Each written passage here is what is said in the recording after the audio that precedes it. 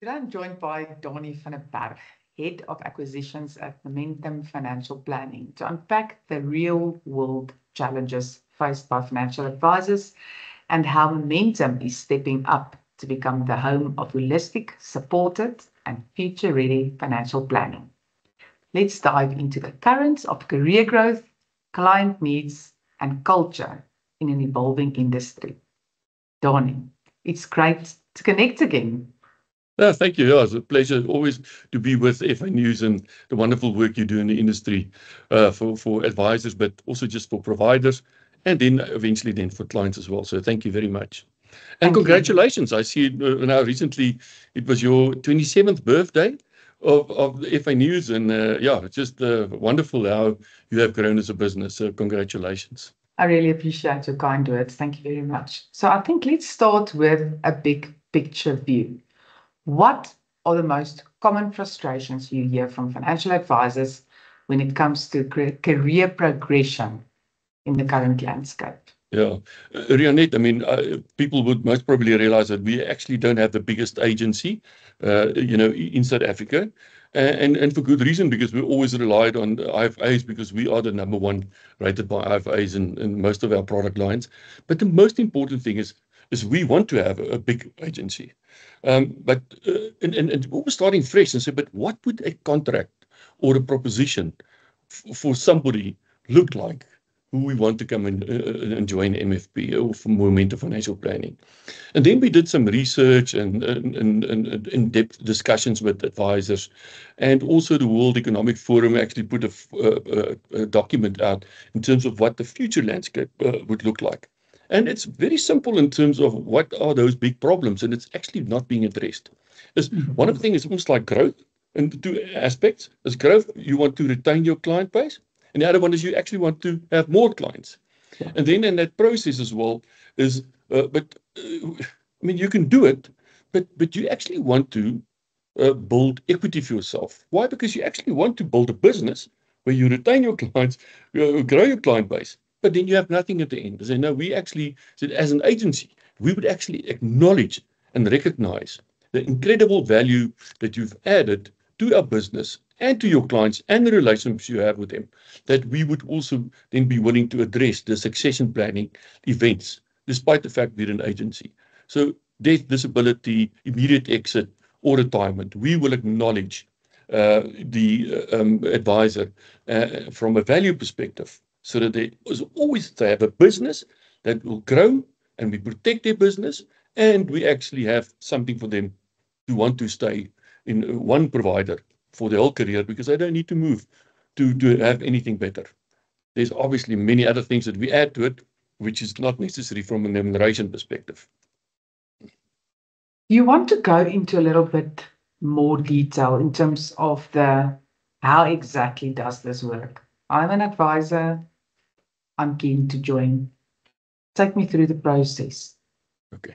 So first of all, let's assume that you are a experienced advisor. So you're sitting, as an IFA, and you're not sure about, your future, all the compliance and all the burden that would actually put on you to provide it yourself, and also financial planning software and all of that. So if you were to engage with us, what we will do is, the advisor would obviously then need to sign over all their clients. And that is most probably very problematic in most instances for any advisor. Yeah. But it's not actually true, because what we will do for them is actually have a smooth process where they can transfer their clients, and I will explain that now, into a FSP where they can still earn 60% fees, not commission, on the clients that they've built up wherever they were. But very importantly, if they were to join us as an experienced advisor, we have so many advisors now getting to their retirement age and who exited and all of that, that we have too many clients for our own advisory service and advisors. So what we are willing to do is to give experienced advisors a particular book. We give it to them. We don't sell it to them. We give it to them because we have an obligation to make sure that our clients are always being looked after, and that their reviews are done annually. So if you were to come and join us, we would actually give you a book. And the income attached to that forever. It's yours. Because we are in desperate need of people looking after our clients. That is actually the basis of it. And then over and above that, we would actually add all the other benefits. We can actually go into our referral, which I refer to as an income contract, not only a commission contract, and then also our capital contract over and above that, which nobody else offers, because I believe we have a three-dimensional contract where in the industry, people are actually just only have a one-dimensional contract, which is only a commission contract. Do you do a bit of a matching thing when you assign a book to an advisor joining you? One, and do you take them through a bit of a culture training process? Because culture, do you make sure that there is a culture fit? So it's a few questions all in one. Okay, very much. I mean, culture is most probably the most important thing. So you just don't deal with somebody, or they shouldn't deal with us if they feel that they actually wouldn't fit this culture.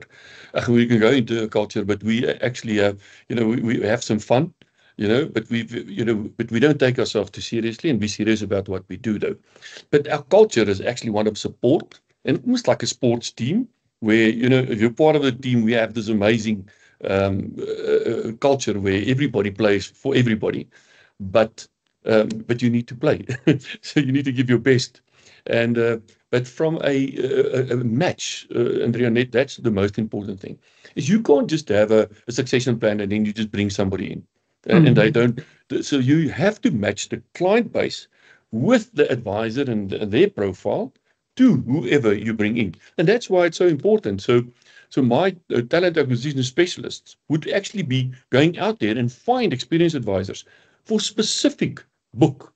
And we need to find somebody that would actually match that particular profile. Because otherwise, I mean, you're just adding people to a book. And we're not actually just wanting to link people to a book. We actually want to actually give you a thriving practice to continue on, because it's important for our clients. So is that matching a sixth sense? Is there a technical process? How do you do that matching? Okay, so from the one advisor meeting, the other one, that might be a sixth sense. And it was like I sensed this person might get along with the client base, and some of these advisors already now retired.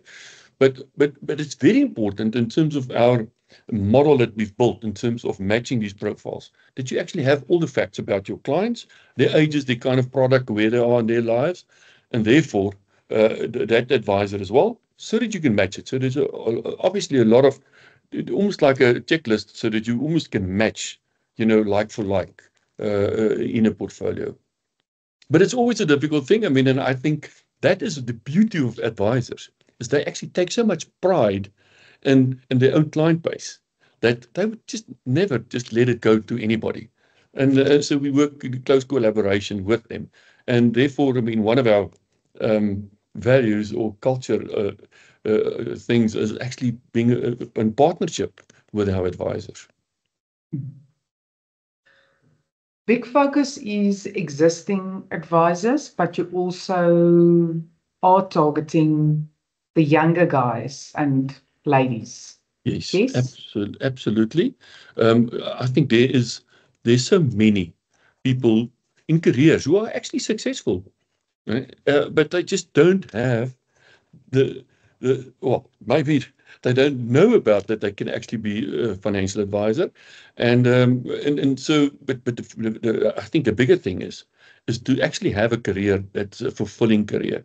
And therefore, we would also, I mean, you're talking about a match and whatever, but you also need to match the heart, that you would need to have to be a good financial advisor. And we test that thoroughly in terms of our onboarding and process. So we just don't give it to anybody. I mean, you need to be service orientated. You need to have numerical skills. You need to have verbal skills. You need to have interpersonal skills, because we're not going to just appoint people. And there are many people like that who are successful where they are, but they don't see a future for themselves. And we are willing to, for career changers, to even help them in the beginning, where we would actually provide them with an income, 80% of their previous IRP5 for a period, because you can't just let them cut off everything. And I think that is quite important, because we need to bring in new blood into this industry, and we need to grow them and support them. And therefore, we have a state-of-the-art, Institute of Financial Planning, where we would actually give them the comfort that as quickly as possible they would learn what advice is all about, and what is our house view and how we apply it. Is mentoring a big part of the younger people's journey? Absolutely. I mean, the common words we use in the industry is most probably a supervisor, but a supervisor and your regional manager, so to speak, those people need to be, almost like being part of your success, and they need to be with you every step of the way. And that's basically, having two incredible mentors in terms of how you conduct yourself, soft skills, hard skills, all of that in support, plus all the other support we have in terms of specialists on product lines and financial planning and legal advisors. But that is important. Is even, it's like just to help them with the day-to-day, how you contact people. Well, what soft skills, empathy, it's very critical. Those things, and you learn it by actually seeing somebody else doing it. Yeah. Not actually sitting in a classroom style and just it's not an academic. It's about do as well.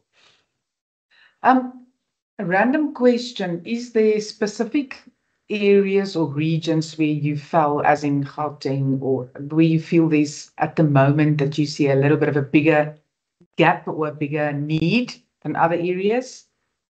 From a corporate perspective, from our perspective, we know that we would definitely aggressively grow our footprint of advisors, and that's new experienced advisors and also new to momentum career changers, is obviously in Gauteng, because there's so much potential. There's so many people who actually don't have access to financial advice. But then obviously KwaZulu-Natal as well, big area.